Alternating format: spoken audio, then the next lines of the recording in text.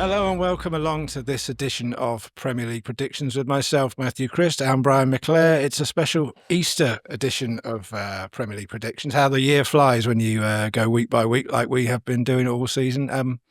Brian, we talked a lot about Christmas being a big time for footballers, but I guess Easter can be just as busy as well. They can be, yeah, but I don't think it is anymore, is it? I mean, it used to be in the past, but it's not anything like it was, you know. Well, there used to be 2 fixtures in quick succession. They don't have that now, do they? So at least Saturday and Monday, which isn't really the case now. But obviously a time when, going back many a time during your career, a time when leagues were won and lost. I mean, I can remember many a United title running over Easter that went to the wire against Blackburn and Newcastle and Arsenal and many others. So probably a time of fond memories for you, I imagine. yeah, it's very rare though that leagues are won earlier than Easter. You know, I think you're almost sure that. Well, having said that, I mean, it might be one this weekend, depending on how results go, but that'd be a rare occasion, really.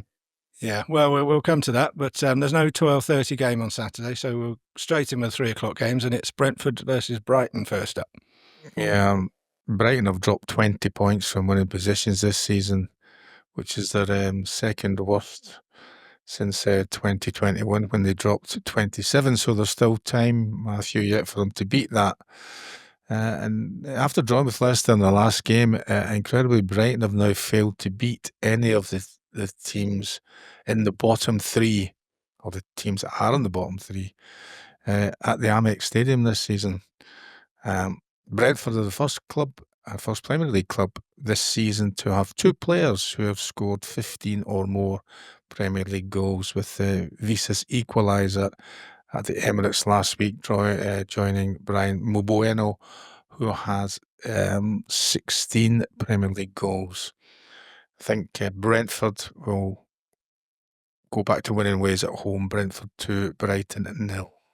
Okay, and next up it's Crystal Palace, who took a bit of a hiding. Well, they've taken a bit of hiding in the last 2 games, up against somewhat rejuvenated Bournemouth. Well, after 6 games without a win, Bournemouth returned to winning ways as they squeezed past Fulham 1-0 in their last game. Semenyo's winning goal was his 8th league goal this season, which has equalised his best in his career in any particular season. Palace conceded 10 goals in the last 10 games. 2 games? Sorry, 10 games. Last 2 games, yeah. They'd be happy with Number that. dyslexia. After his goal at St James's Park, Mark Gay joins Jamie Carragher as the only players who have scored against the same opposition, home and away, in the same season. Carragher did it 98, 99. Do you know who it was against, Matthew? Was it Manchester United? No, it was Tottenham Hotspur. Fair. I'm thinking at that time he scored at both ends, aren't I? When he scored 2 own goals against United, didn't he? He had a bit of a punch on for scoring own goals, a period of, yeah, but good defenders normally score own goals. Crystal Palace 1, Bournemouth 1. Okay, and this one looks tasty on Saturday. Not a lot to play for, but 2 teams in sort of varying form. Everton, who are going great guns, against Man City, who are, clinging on to a hope of a top 4 finish. Well, I mean, there is quite a bit to play for with regards to City, you know, because they'll want to finish in the top 5 now, because their top 5 will qualify for the Champions League.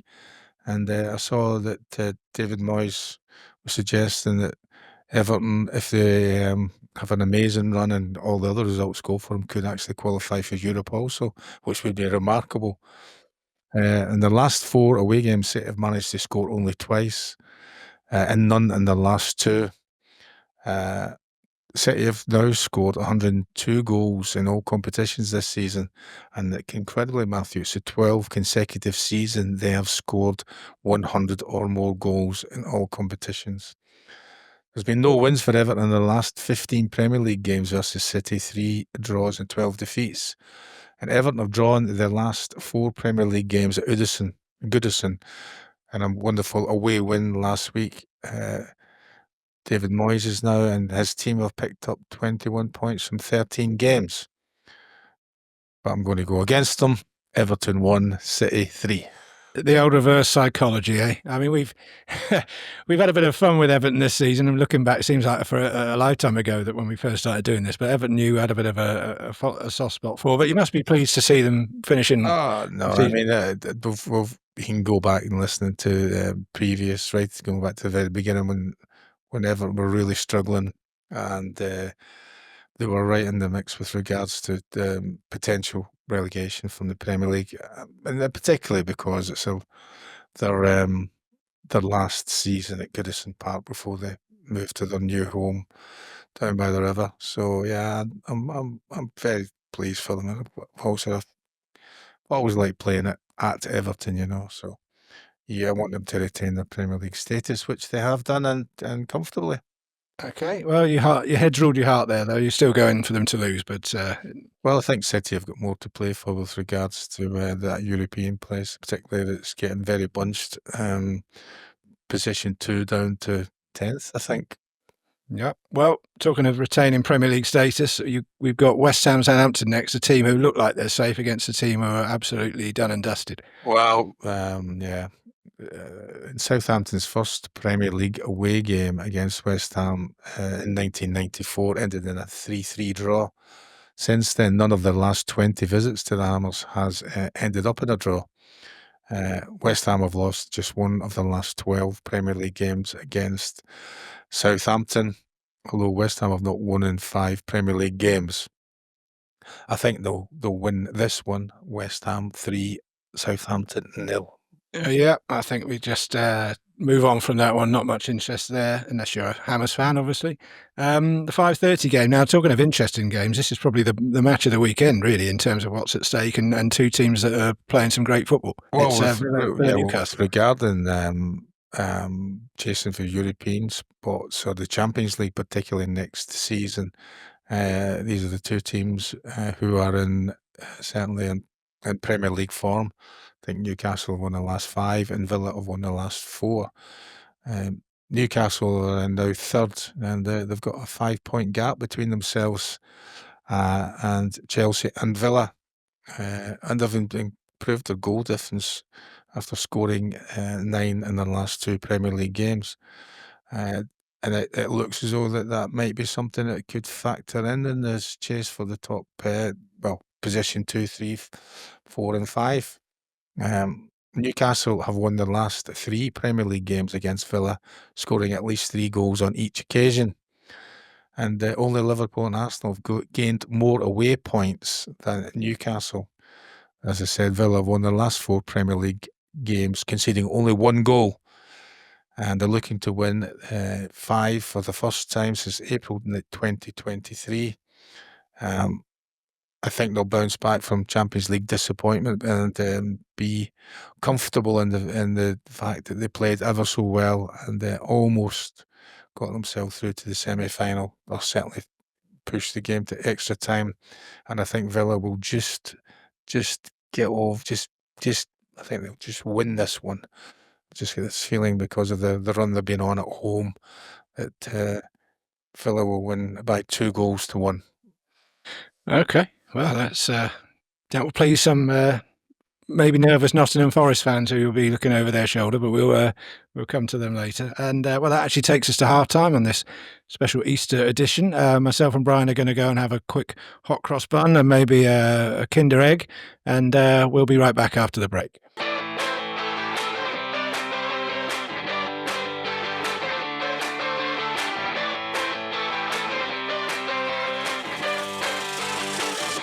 Hello and welcome back to the second half of Premier League predictions with myself, Matthew Christ, and Brian McClair there on my left. And we're on to the Sunday games, starting with the 2 o'clock fixtures. And it's a West London derby, not just a London derby, a West London derby first up. It's Fulham against Chelsea. Chelsea were second in the Premier League at Christmas, and since then they've spluttered and stalled. 5 wins in the last 16 league games, and they've got a tough run in with the last games in the Premier League this season, which may see Chelsea miss out on the Champions League for the 3rd season running. I don't think changing the team for this Conference League, UEFA's Conference League, have helped Chelsea in any way. However, Chelsea have won 5 of their last 6 visits to Craven Cottage. And as we mentioned last time, Fulham are impossible to predict. They've been unpredictable, inconsistent. In the last 8 games, Matthew, they've one lost, one lost, one lost, one lost. And they're looking to do the league double over Chelsea for the first time in 40 league campaigns. Fulham won, Chelsea won. Okay, so you got one loss, one loss, one loss, one loss, drawn according to your pattern. It's not my pattern, it's theirs. Well, It's happened in okay. the last 8 games. Check it out. So, right, we'll do, just in case.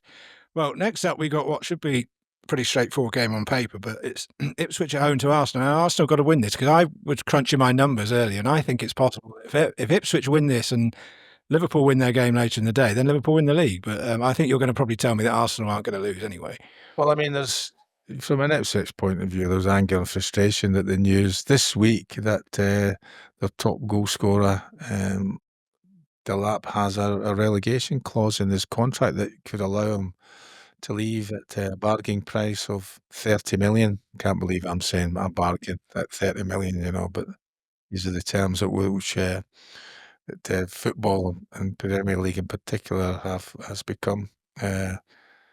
Although they did play well in the last game at Stamford Bridge, where they went 2-0 up and ended up drawing. And the Ipswich have had 27 points dropped from winning positions, and they've only won 1 of 6 games in 2025 when they were winning. Arsenal must be in a great spirit after beating Real Madrid and getting to the Champions League semi-finals. They lost in their last visit to Portman Road, which was in the Carling Cup. And I think that Arsenal, could do with a win as they strive for second place, because with those 2 wins that Newcastle had, they're only a few points behind Arsenal. I think they will overcome Ipswich in a tight match. Ipswich 1, Arsenal 2. Okay, the title race goes on for another week then. A mere £30 million coming from a man who cost just, £800,000 when he signed? 850,000. £850,000 when he signed for Manchester United from Celtic in 1987. Next up, it's, talk of Manchester United, it's United at home to Wolves. Well, Wolves have won 4 consecutive Premier League games. This is the best run they've had in top flight football since 1972, and they also won 4. And they've been amongst the goals also. Strand Larsen has now got 5 goals in 4 games, and the top goal scorer, Cunha, who's had that 4-match ban for disciplinary problems, which kind of continued with probably a mistimed tweet or social media comment that you still looks as if you'll be leaving at the end of the season, which I don't think went down too well with his manager or the rest of his players. However, when he came on, he managed to score another goal.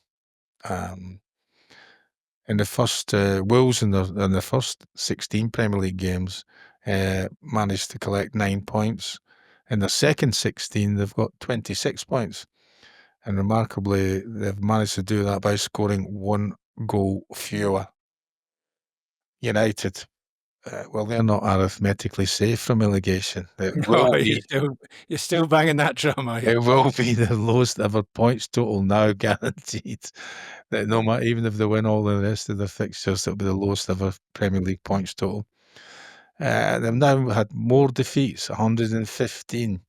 Since Alex Ferguson retired, than during his 20-year reign, where they lost 114 times. I'd like to know how many of the games you played in those 114. I'd say quite a few. Maybe earlier on, yeah. They've only had 2 wins from their last 4. And of course, they've got this situation that's been ongoing with goalkeepers. Anana was rested for the game at Newcastle, and his stand-in didn't do particularly well. And United have won all their home league games that have been played on an Easter Sunday. United 2, Wolves 2.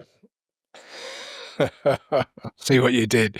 Uh, you, you mentioned the goalkeeper situation now. We keep harping back to your playing days, but famously, you were playing when Jim Leighton was dropped for the replay of the 1990 Cup final. Never really played for the club again, maybe once, I think. A famous decision in Alex Ferguson's career. What do you make of the situation there now? They've got this Well, I so-called. mean, yeah, unfortunately, the goalkeepers are always the ones that are going to be highlighted when it comes to mistakes. But really, that you should be looking at the whole team. And maybe a bit unfair.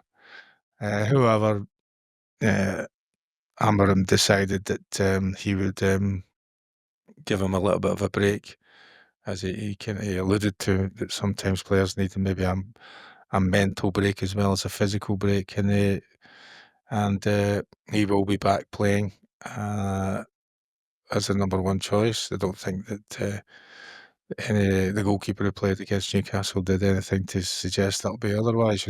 Particularly with that attempted chip over the